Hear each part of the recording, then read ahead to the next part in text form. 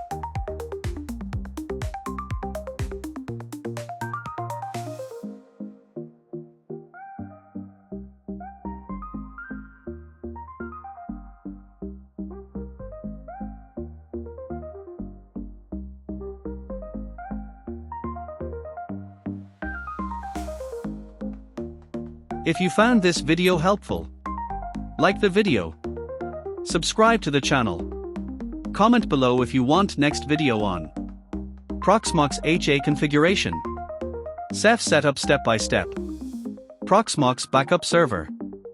Thank you for watching. See you in the next video.